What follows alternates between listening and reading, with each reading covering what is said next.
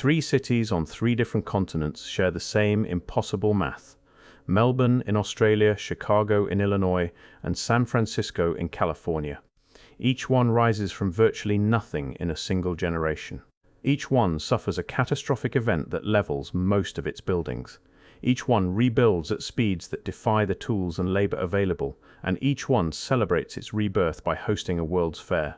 I have spent weeks buried inside census records and construction archives.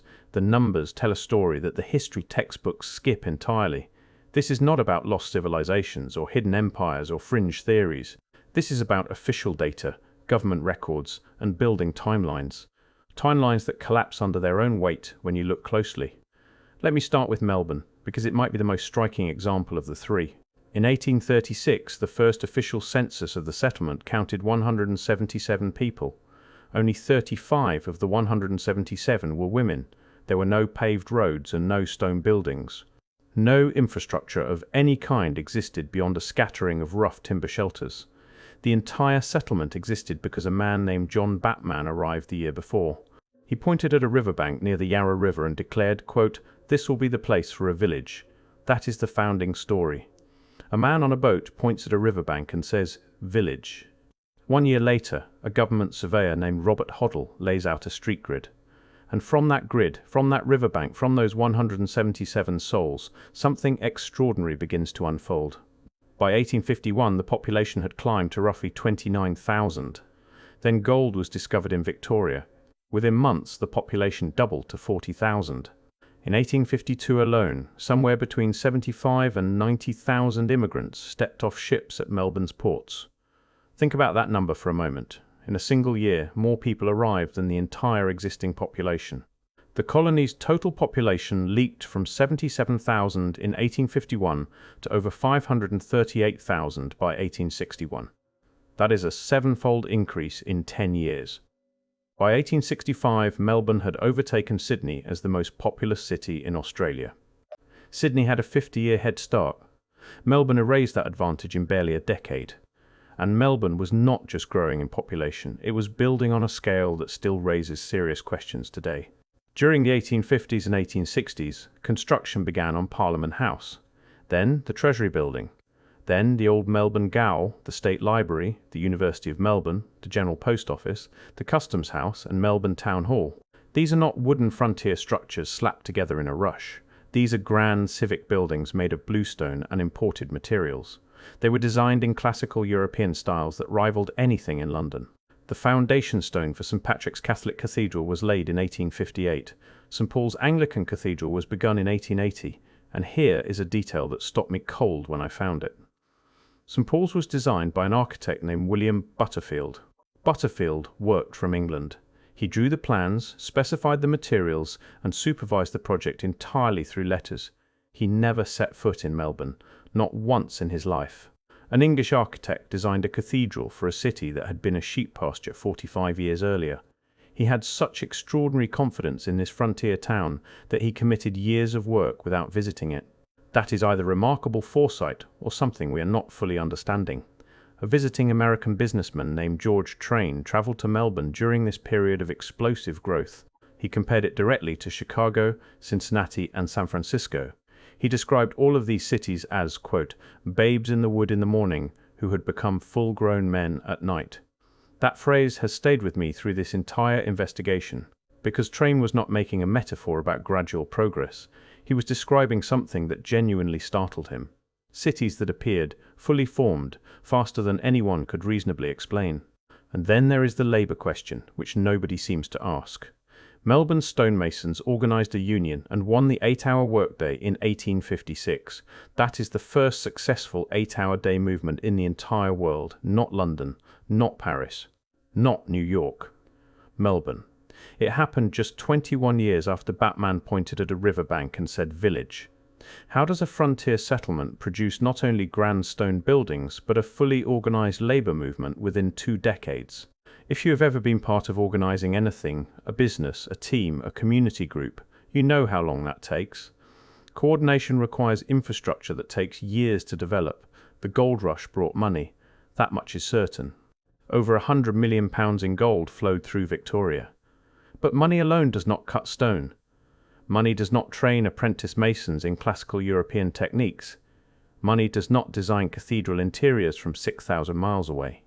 The official explanation requires that every specialized trade arrive simultaneously, organized immediately, and built at a pace that modern construction firms would find ambitious.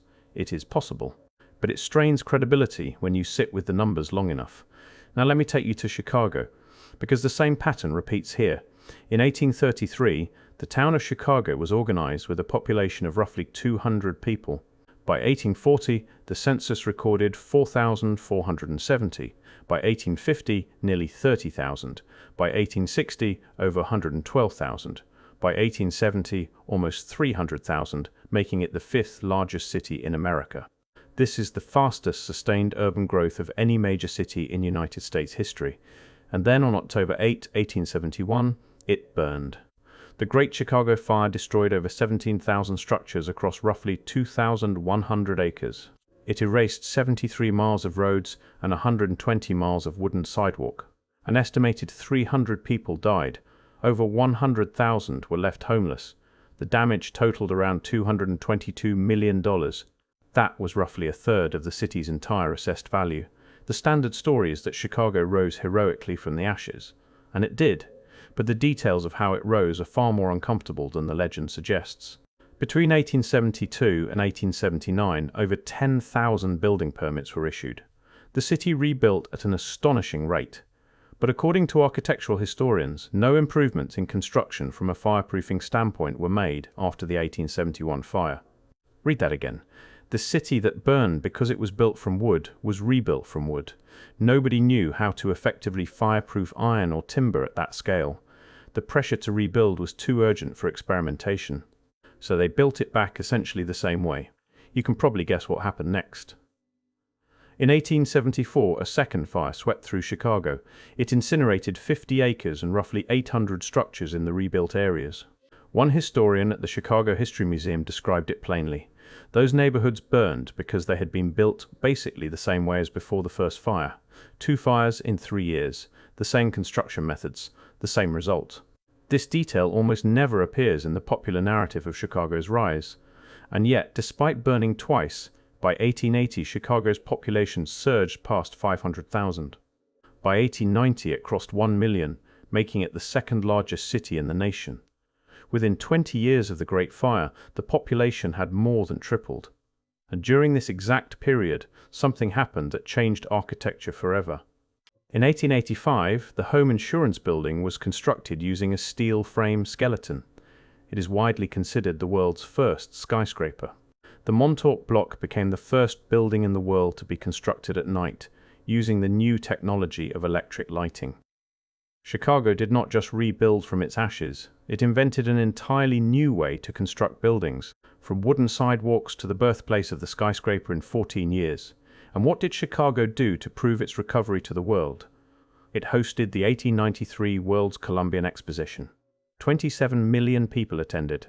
Historians have noted that the fire recovery story was a key selling point in the bid. The argument was essentially this: look at what we built, look how fast we did it. One researcher noted that the fair would almost certainly never have come to Chicago without the fire. The destruction was the credential. That should make you pause. And here is a detail most people walk right past without thinking about it. Millions of tons of rubble from the Great Fire were dumped into Lake Michigan. That rubble created the landfill that became Grant Park.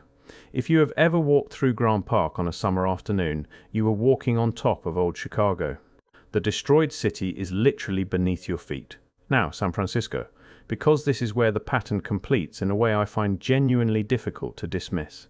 In 1844, the settlement of Yerba Buena contained about a dozen houses and fewer than 50 people. By April 1848, the town had roughly 200 buildings and perhaps 1,000 residents. Then gold was discovered at Sutter's Mill. Between January 1848 and December 1849, San Francisco's population exploded from 1,000 to 25,000. By 1853, it reached an estimated 100,000. By 1870, nearly 150,000. By 1906, roughly 400,000 people lived there. It was the financial and cultural center of the American West. Then, at 12 minutes past 5 on the morning of April 18, 1906, a magnitude 7.9 earthquake struck. The shaking lasted 42 seconds. The fires that followed burned for 4 days. Over 80% of the city was destroyed. 28,000 buildings were gone. More than 3,000 people died. 250,000 were homeless. What happened next is where the official story starts to unravel. Business leaders understood that slow reconstruction would shift economic power permanently to Los Angeles. Speed became the absolute priority, above everything else, including safety. Building standards were relaxed by roughly 50%. They would not return to pre-1906 strictness until the 1950s. That is almost half a century of weakened codes. Commercial property owners could rebuild without permits if the structure was one story. The governor of California issued his first public statement about the disaster. He mentioned the fire. He mentioned rebuilding. He expressed confidence. He did not use the word earthquake, not once. And there was a very specific reason for that. Insurance policies covered fire damage but not earthquake damage. So property owners, and this is documented in multiple first-hand accounts, deliberately set fire to their own buildings. A United States Army officer named Captain Leonard Wildman reported being stopped by a fireman. The fireman told him people in the neighborhood were firing their own houses. They'd been told they would not receive insurance unless the damage came from fire. This is not speculation. This is a military officer's documented account. The reconstruction of San Francisco rests on a foundation of insurance fraud, suppressed information, and deliberately weakened building codes. The governor avoided saying earthquake. The property owners committed arson, and the building inspectors looked the other way. And yet within 3 years, over 20,000 new buildings had been erected.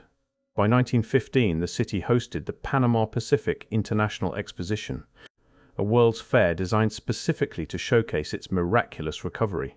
The same architect involved in Chicago's post-fire redesign, Daniel Burnham, submitted the ambitious new plans. The pattern was now operating on a loop. Destruction, impossibly fast rebuilding, then a grand exhibition to celebrate. So let me pause and be honest about something. Maybe I am drawing connections that are not really there. 3 gold rush era cities grew fast because gold brings people and people build things. Fires and earthquakes destroy, and economic necessity drives rapid reconstruction. Human beings are genuinely capable of extraordinary effort under pressure. I accept all of that, but the scale of what I am describing does not sit neatly inside that framework. Melbourne goes from 177 people to the richest city in the world in roughly 30 years. Chicago burns down, rebuilds identically, burns again, and then somehow births the skyscraper. San Francisco loses 80% of its buildings and replaces them in 3 years with codes cut in half. And there is the documentation question that I cannot resolve. I can find census records. I can find building permits and newspaper advertisements for construction laborers. I can find architectural plans mailed from England. What I cannot find for any of these 3 cities is the comprehensive construction documentation you would expect for the greatest building projects of the 19th century. Where are the photographs of Parliament House rising stone by stone over the years? Where are the brick kiln records for cities that laid millions of bricks in a decade? Where are the quarry invoices, the labor rosters, the supply chain manifests? You would think that civic projects of this magnitude would generate enormous paper trails. Cities today document every phase of major construction with obsessive detail. In the 19th century, record-keeping was a point of pride for growing institutions. Yet for these particular buildings, in these particular cities, the trail is remarkably thin, almost suspiciously so.